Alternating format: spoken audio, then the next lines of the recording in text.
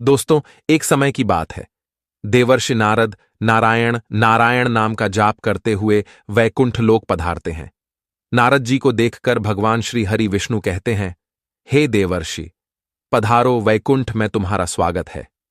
आज अचानक ही वैकुंठ में आने का क्या प्रयोजन है? अवश्य ही कोई महत्वपूर्ण समाचार लेकर आए होंगे।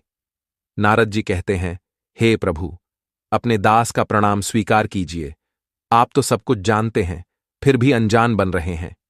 इस ब्रह्मांड के कण कण में आप ही का वास है, मेरे भीतर भी आपका ही वास है। आप भली भांति जानते हैं कि मैं आपके पास किस प्रयोजन से आया हूं। भगवान विष्णु कहते हैं, हे नारद, मैं अवश्य जानता हूं तुम्हारे मन में क्या चल रहा है, और आज तुम मानव जाति के कल्याण के उद्देश्य से ही यहां पर आए हो। इसीलिए तुम्हारे मन में जो भी शंका है, निसंकोच होकर पूछ लो। नारद जी कहते हैं, हे प्रभु, यदि इस दास को आज्ञा दे तो आपसे मैं एक प्रश्न पूछने के लिए आया हूं। हे प्रभु, ब्रह्मदेव ने सृष्टि की रचना करते समय स्त्री और पुरुष का निर्माण किया था और दोनों को ही एक दूसरे के पूरक बनाया है। किंतु हे प्रभु, किन्नरों की उत्पत्ति कैसे हुई, जो न पूर्ण रूप से पुरुष है और न ही स्त्री है? भगवान विष्णु कहते हैं, हे देवर्षि, आज तुमने उचित ही प्रश्न किया है। तुम्हारे इस प्रश्न का उत्तर महाराज सुद्युम्न की कथा में छिपा हुआ है। देवर्षि कहते हैं, हे प्रभु, महाराज सुद्युम्न कौन थे और उन्हें किस कारण से स्त्री का शरीर प्राप्त हुआ था? कृपया आप मुझे महाराज सुद्युम्न का इतिहास विस्तार से सुनाइए। भगवान विष्णु कहते हैं, हे देवर्षि, आज मैं तुम्हें महाराज सुद्युम्न की कथा सुनाता हूं। इस कथा के माध्यम से तुम्हें तुम्हारे सभी प्रश्नों के उत्तर मिल जाएंगे। इसीलिए तुम इस कथा को ध्यान से पूरा जरूर सुनना। जो भी इस कथा को पूरा सुनता है, उसके पापों का नाश होता है। देवर्षि कहते हैं, हे प्रभु, मैं इस कथा को पूरा अवश्य सुनूंगा। कृपया आप वह कथा मुझसे कहिए। फिर भगवान विष्णु नारद जी को महाराज सुद्युम्न की कथा सुनाने लगते हैं। हे नारद, पूर्वकाल की बात है। पृथ्वीलोक पर महाराज सुद्युम्न नाम के एक राजा राज्य किया करते थे। वे बड़े ही पराक्रमी, धर्मपरायण, सत्य धर्म का पालन करने वाले, शूरवीर और जितेंद्रिय थे। उन्होंने अपने कर्मों से कुल का गौरव बढ़ाया था। महाराज सुद्युम्न दानशूर और विद्वान थे। उनके राज्य की प्रजा उनसे अत्यंत संतुष्ट रहा करती थी। एक दिन महाराज सुद्युम्न घोड़े पर सवार होकर शिकार करने के लिए जंगल में चले गए। उनके साथ सिपाही और कुछ मंत्री भी थे। महाराज ने अपने कानों में कमनीय कुंडल पहने थे। उनके पास आजगव नाम का धनुष्य था और बाणों से भरा हुआ तरकस धारण करके वे जंगल में भ्रमण करने लगे। उसी जंगल के पास एक कुमार नाम का जंगल था, जो बहुत ही सुंदर दिखाई पड़ रहा था। उस जंगल में हिरण, खरगोश, सुअर, मृग, शेर आदि प्राणी निवास करते थे। वह भयंकर वन सुमेरु पर्वत के निचले भाग में स्थित था। वह वन मंदार, तमाल, साल, ताड़, चंपा, कटहल, आम, कदंब, तट, महुआ आदि विशालकाय वृक्षों से भरा हुआ था। उस वन में दाड़िम, नारियल तथा केले के वृक्ष भी शोभा पा रहे थे, तथा वह वन कुंद की पुष्पित लताओं से चारों ओर से घिरा हुआ था। वह वन दिखने में तो अत्यंत सुंदर, किंतु भयभीत करने वाला था। उस वन में भगवान शिव की माया फैली हुई थी, जिस कारण से वह वन पृथ्वी पर स्वर्ग की तरह प्रतीत हो रहा था।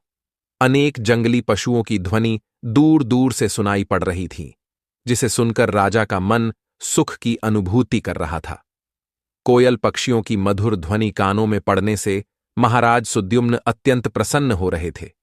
जैसे ही महाराज सुद्युम्न ने कुमार नाम के उस जंगल में प्रवेश किया, उसी क्षण उनका शरीर स्त्री रूप में बदल गया। महाराज का घोड़ा भी घोड़ी के रूप में बदल गया। उनके साथ आए हुए सभी सिपाही और मंत्री भी स्त्री बन गए। अचानक हुए इस विचित्र बदलाव को देखकर महाराज और सभी सिपाही आश्चर्यचकित हो गए और चिंता में पड़ गए।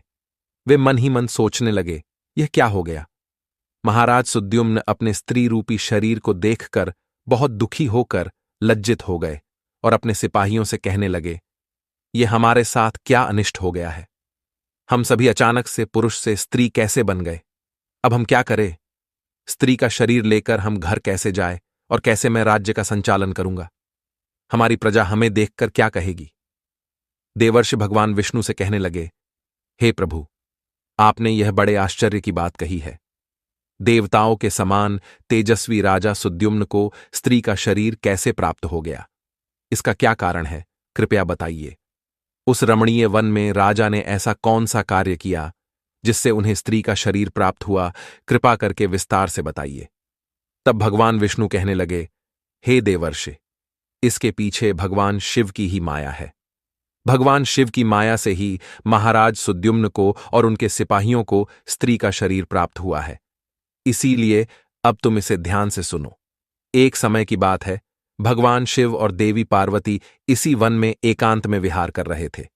तभी सनकादिक ऋषिगण अपने तेज से 10 दिशाओं को प्रकाशित करते हुए भगवान शंकर के दर्शन करने के लिए उस वन में आ गए।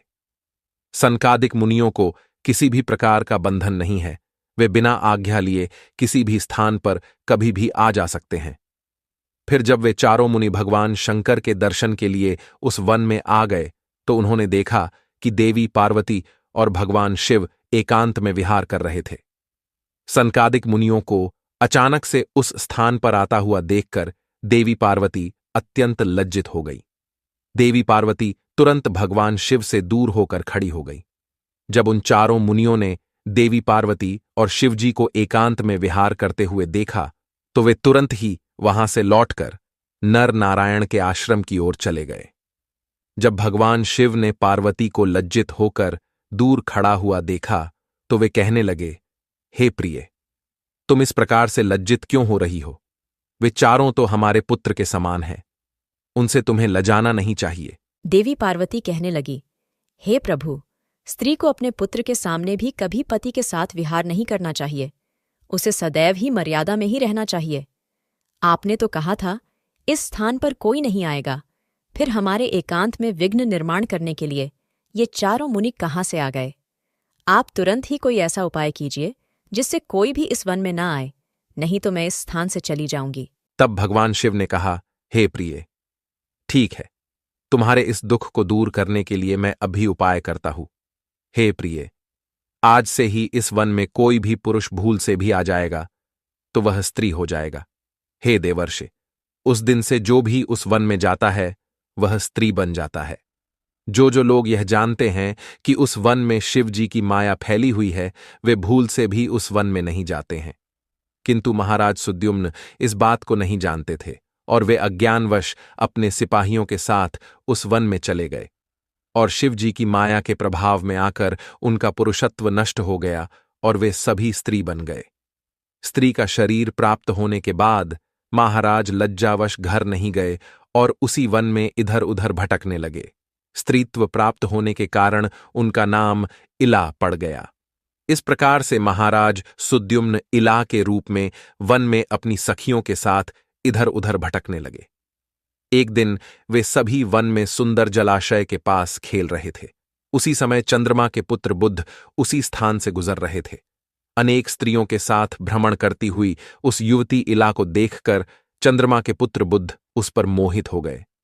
उस इला के सुंदर तथा मनमोहक रूप को देखकर बुद्ध जी मंत्रमुग्ध हो गए और उसी क्षण उनके मन में उस इला को पाने की इच्छा प्रकट हो गई। जब इला ने भी बुद्ध जी का सुंदर रूप देखा तो वे भी बुद्ध जी पर मोहित हो गईं और उन्हें अपना पति बनाने के लिए व्याकुल हो उठी। इस प्रकार से इला और बुद्ध दोनों ने एक दूसरे को देखकर अपना प्रेम प्रकट किया। परस्पर अनुराग के कारण उन दोनों ने विवाह कर लिया और कुछ दिनों में उन दोनों के बीच संयोग हुआ। फिर बुद्ध ने इला के गर्भ से एक संतान को उत्पन्न किया जिसका नाम पुरुरवा रखा गया, जो आगे चलकर चक्रवर्ती सम्राट हुआ। पुत्र को जन्म देने के बाद भी वह इला उसी वन में रहने लगी। फिर एक दिन इला अपने पहले के पुरुष रूप को याद करके चिंता करने लगी। तभी उसने मुनिश्रेष्ठ वशिष्ठ जी का स्मरण किया। इला के द्वारा स्मरण करते ही मुनिवर वशिष्ठ जी उस स्थान पर प्रकट हुए। मुनि वशिष्ठ जी इला से कहने लगे, हे देवी, आप किस कारण से दुखी हैं? यदि कोई गोपनीय बात ना हो तो तुम मुझे तुम्हारे दुख का कारण बताओ। तब वह इला वशिष्ठ जी से कहने लगी, हे मुनिवर, इस वन में आने से पहले मैं एक पुरुष थी, मेरा नाम सुद्युम्न था, किंतु इस वन में आते ही मेरा शरीर स्त्री का बन गया है। ऐसा किस कारण से हुआ, कृपया मुझे बताइए। तब मुनि वशिष्ठ जी कहने लगे, हे देवी, शायद तुम नहीं जानती होगी, इस वन में भगवान शिव की माया फैली हुई है। उन्होंने इस वन को ऐसा श्राप दिया है कि जो भी पुरुष इस वन में आएगा वह स्त्री बन जाएगा। उन्हीं भगवान शंकर की माया के कारण तुम्हें स्त्री का शरीर प्राप्त हुआ है। फिर वह इला कहने लगी, हे मुनिवर, कृपा करके मुझे मेरा पूर्ववत शरीर प्रदान कीजिए। मेरी प्रजा मेरे बगैर दुखी है। मैं ऐसी हालत में अपने राज्य में नहीं लौट सकती। मुनि वशिष्ठ जी से महाराज सुद्युम्न की ऐसी अवस्था देखी नहीं गई। महाराज बड़े शूरवीर और पराक्रमी थे, किंतु शिव जी की माया के कारण उन्हें स्त्री का रूप प्राप्त हुआ था। वशिष्ठ जी कहने लगे, हे वत्स, तुम चिंता मत करो, मैं भगवान शिव से प्रार्थना करके तुम्हारी सहायता करूंगा। तब वशिष्ठ जी ने उसी स्थान पर समस्त लोकों का कल्याण करने वाले भगवान शंकर की आराधना करना आरंभ किया। भगवान शंकर वशिष्ठ जी की आराधना से अत्यंत प्रसन्न हुए और साक्षात उन्हें दर्शन देकर कहने लगे, हे मुनिवर, मैं आपकी भक्ति से अत्यंत प्रसन्न हूं। आपको जो भी मनोवांछित वर चाहिए उसे मांग लो। तब वशिष्ठ जी भगवान शंकर से कहने लगे, हे प्रभु, आपके दर्शन से मेरा व्रत सफल हुआ। हे भोलेनाथ, मेरी बस यही कामना है कि आप मेरे शिष्य महाराज सुद्युम्न को पुनः पुरुष बना दीजिए। फिर शिव जी ने कहा, हे मुनिवर, मेरी ही माया के कारण सुद्युम्न को स्त्री का शरीर प्राप्त हुआ है, इसीलिए मैं ही इसे पुरुष का शरीर प्रदान करता हूं। किंतु राजा सुद्युम्न 1 मास के लिए पुरुष बने रहेंगे और 1 मास के लिए वे स्त्री बने रहेंगे। इतना कहकर भगवान शिव उस स्थान से अंतर्ध्यान हो गए। इस प्रकार से वशिष्ठ जी की कृपा से और भगवान शिव के आशीर्वाद से महाराज सुद्युम्न को 1 मास के लिए पुरुष का शरीर प्राप्त हुआ और वे अपने राज्य में लौट गए और सुखपूर्वक राज्य करने लगे।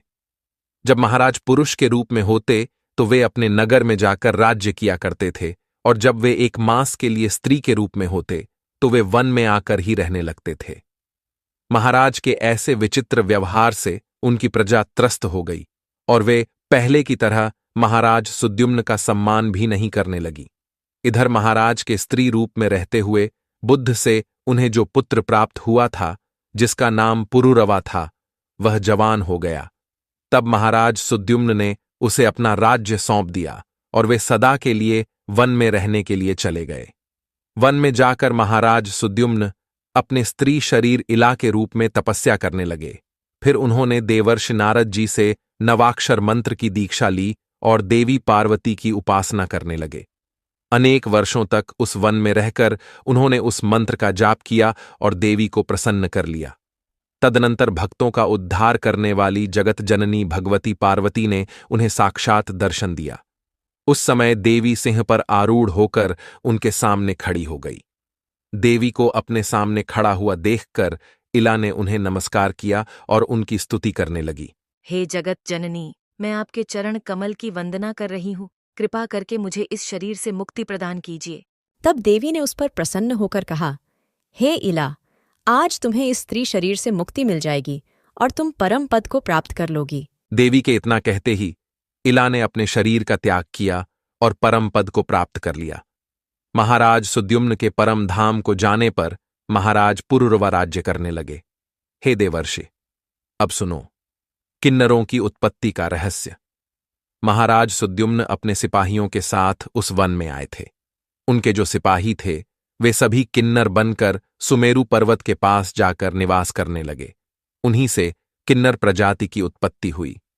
तो दोस्तों, इस प्रकार से भगवान विष्णु ने नारद जी को किन्नरों की उत्पत्ति का रहस्य बताया है। उम्मीद है आपको यह कथा पसंद आई होगी। वीडियो को लाइक जरूर करें और कमेंट में जय श्री हरि विष्णु और हर हर महादेव जरूर लिखें। साथ ही चैनल को सब्सक्राइब करें। आप सभी का धन्यवाद।